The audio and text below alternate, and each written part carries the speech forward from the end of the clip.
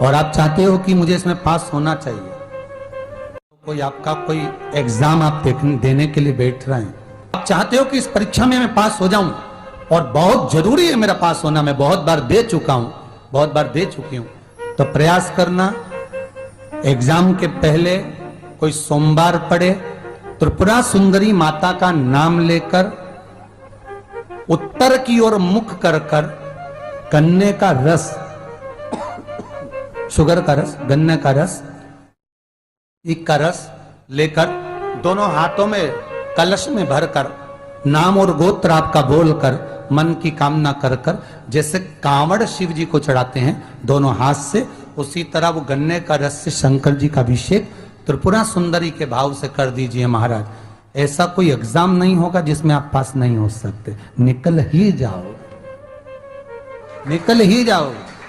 त्रिपुरा सुंदरी माता का स्मरण मात्र स्मरण सुख का देगा। हम तो कई बार बच्चों से कहते हैं, अगर कोई बच्चा कंपटीशन एग्जाम में बैठ रहा है, इंटरव्यू दे रहा है या कोई एग्जाम में नहीं निकल रहा है, तो प्रयास करना बेलपत्री का जो बीच वाला पत्ता होता है, इस पत्ते पर शहद लगाकर हथेली में रखकर अंगूठे से इसको इस तरह से दबाकर शिवजी के कुंदकेश्वर महादेव का नाम लेकर अपनी मनोकामना कर कर शंकर भगवान का जो शिवलिंग है उस शिवलिंग पर इस बेलपत्री के पत्ते को चिपकाकर आ जा और एग्जाम देने जा, बाबा निपटेगा सब काम कर। तो किस एग्जाम में बैठ रहा है, कंपटीशन एग्जाम में बैठ रहा है या इंटरव्यू के लिए जा रहा है, किसी परीक्षा में बैठ रहे हो या कंपटीशन एग्जाम के अंतर्गत या इंटरव्यू के लिए जा रहे हो, अपने नौकरी के लिए प्रयास करो। शिव महापुराण के छोटे छोटे जो उपाय शंकर की कथा में हैं, इसमें कोई खर्चा नहीं होता। अभी तक आपने जितनी कथा शिव महापुराण की सुनी होगी, कोई खर्चे का काम बताया हो तो बताना। बस एक ही खर्चे का काम बताया था, वो पिछला वो शिवरात्रि का उत्सव गया, उसमें गुलाब का फूल। और नवयुवक बेटा बेटियों से निवेदन है, अगर आप एग्जाम के लिए तैयारी कर रहे हैं, पढ़ो। आप कंपटीशन एग्जाम की तैयारी कर रहे हैं, करो। उनसे निवेदन है, पेपर में अगर समय हो 2 महीना, 4 महीना, 6 महीना हो, कंपटीशन एग्जाम की पूरी तैयारी करो, पूरी तैयारी एकदम कर्म प्रधान। उनसे निवेदन है, महीने में एक बार बालू रेत मिट्टी का शिवलिंग बनाओ, उसको जल चढ़ाओ, घी का दिया लगाओ, पूजन करो, शहद बेलपत्र शिव जी को समर्पित करो, अपनी कामना कर कर विसर्जन करो। 2-4 महीने जब तक एग्जाम नहीं आते, महीने में केवल एक दिन भी अगर आप मेरे देव अधिदेव महादेव को दे रहे हैं, उतने में ही मेरा बाबा कृपा कर देगा। ये निश्चित करो कंपटीशन एग्जाम की तैयारी।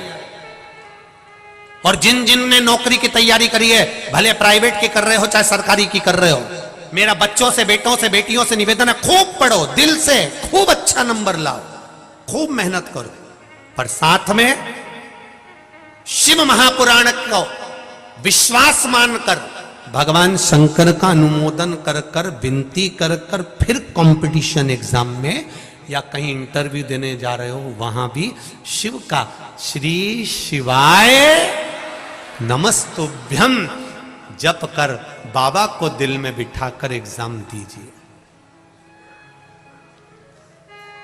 पढ़ाने का भी एक तरीका होता है, समझ में आता है? सीधा बेलपत्र और उल्टा बेलपत्र समझ लेना, बहुत अच्छे से समझिएगा। शिव जी के सम्मुख में शंकर भगवान के शिवलिंग पर जब बेलपत्र चढ़ता है, तो बेलपत्र का जो सीधा भाग होता है वो शिव जी के शिवलिंग पर होना चाहिए, उल्टा भाग ऊपर होना चाहिए। बहुत ध्यान से समझना हो। जब नंदीश्वर को बेलपत्र चढ़ाते हो, नंदी जो बाहर होता है उसको बेलपत्र चढ़ाते हो, तो नंदी को 2 जगह बेलपत्र चढ़ती है, आपको ध्यान में होगा।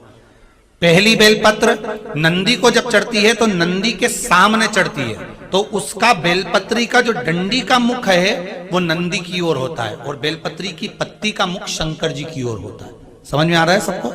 डंडी का मुख, जैसे नंदी ऐसे बैठा है तो डंडी का मुख नंदी की ओर होगा, पत्ती का मुख शिव के, और ये सीधी की सीधी नंदी के सामने नीचे रखा जाती है, नंदी के सामने। और एक बेलपत्र जब नंदी के ऊपर चढ़ती है तो डंडी का मुख शिव जी के ऊपर होता है और इस पत्ती का मुख नंदी के सिर पर नंदी की ओर होता है। ये दोनों में बहुत अंतर है महाराज। जैसे कोई बच्चा कोई कंपटीशन एग्जाम के लिए जा रहा हो या कोई परीक्षा देने के लिए जा रहा हो और पढ़ाई करे, स्मरण करे, तैयारी करे, वो अपनी जगह पर है। और ऐसा नहीं होता कि बच्चे पढ़ते नहीं है या तैयारी नहीं करते हैं। इसके बाद भी अगर उनका इंटरव्यू में पास नहीं होते या एग्जाम में पास नहीं होते तो उसके लिए ये दोनों बेलपत्री बड़ी काम करती है। बहुत ध्यान देना, जो नंदी के सामने बेलपत्र रखकर जाना, शिव जी के सम्मुख में बेलपत्र रखकर जाना, मतलब नंदी के सम्मुख में जब रखाएगी तो डंडी जम के बोली है कहां होना चाहिए? नंदी की ओर। और जब ऊपर रखाएगी तो डंडी शिव की ओर हो। ये दो बेलपत्र रखकर शिव जी का स्मरण कर कर जाएं, कार्य सफलता की ओर बढ़ता है। कोई काम के लिए आप जा रहे हैं तो उसमें सफलता मिल जाती है, उसमें सफलता प्राप्त हो। शिव जी को बेलपत्र चढ़ा रहे हो, जो चिकना भाग है सीधा भाग शिव जी के ऊपर, शंकर भगवान के ऊपर। थाली में अगर शिवलिंग का निर्माण कर रहे हो, पार्थिव शिवलिंग का निर्माण कर रहे हो, तो थाली में जब बेलपत्र रखोगे तो सीधी रखोगे, फिर उसके ऊपर शिवलिंग का निर्माण